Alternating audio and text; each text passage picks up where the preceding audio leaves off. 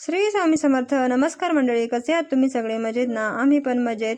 चला तर म्हटलं एकादशीच्या दिवशी कोण आलंय तुमच्यासोबत पण शेअर करूया. एकादशीच्या दिवशी हा नवीन पाहुण्याचे आगमन झाले बरं का. मुलगा झाला होता, एकादशी सुरुवात झाली आणि रात्रीच डिलिव्हरी पण झाली त्या गाईची. त्या गणूनी लगेचच रोपांना पाणी मारायला घेतलं होतं आणि आंब्याच्या झाडाखालीच इथं टोमॅटोची रोपं ठेवली. मी व्हिडिओमध्ये शेअर केलं होतं आणि म्हटलं चला मग किती नारळ लागले बघूया. तर मग तिथं मोळ पण लागलेलं होतं आणि खूप सगळे नारळ लागले झाडाला आणि वाऱ्याने दोन दोन तरी रोजचेच पडताय.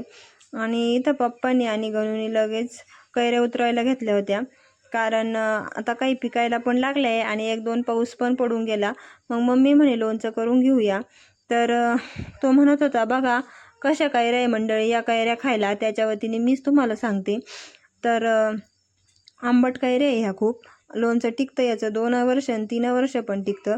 आणि त्याला एक शाख सापडली होती म्हणून त्यांनी लगेच दिली आणि ह्या आंबा लवरने लगेच माझ्याकडून ती घेतली आणि खायला सुरुवात केली. पण तिला म्हटलं लगेच खाऊ नको, धुवून घे, त्याला चिक वगैरे राहतो म्हटलं.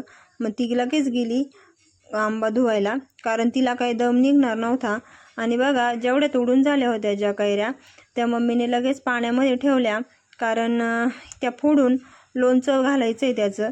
त्यासाठी मग थोड्या वेळ म्हणे 2-3 तास तरी दुपारून पाण्यात राहिल्या पाहिजे म्हणून तिने काही कैऱ्या टाकल्या होत्या पाण्यात आणि काही उतरवायचं काम चालू होतं. आणि त्याच्याच शेजारी हा दुसरा गोडा आंबा आहे. तर याचा रसासाठी पण चांगला आहे बरं का. पण तेवढे दिवस तर याच्या कैऱ्या काही टिकत नाही ह्या पिकेपर्यंत, कारण अशाच कैऱ्या खूप छान लागतात त्याच्या खायला. याची राजापुरी व्हरायटी बरं का मित्रांनो. तुमच्याकडे कोणत्या कोणत्या व्हरायटीचे आंबे ते मला कमेंटमध्ये नक्की सांगा. आणि बघा बाबांनी लगेच इथं धार करायला लावायला घेतली होती त्या अडकीत त्याला. मग धार वगैरे लावून झाली आणि पप्पांनी लगेच इथं कैऱ्या पण फोडून घेतल्या. चला तर मग घरगुती पद्धतीने कसं लोणचं करतात त्याची रेसिपी मी तुम्हाला उद्याच्या ब्लॉगमध्ये नक्की शेअर करेल. व्हिडिओ आवडल्यास लाईक शेअर सबस्क्राईब करा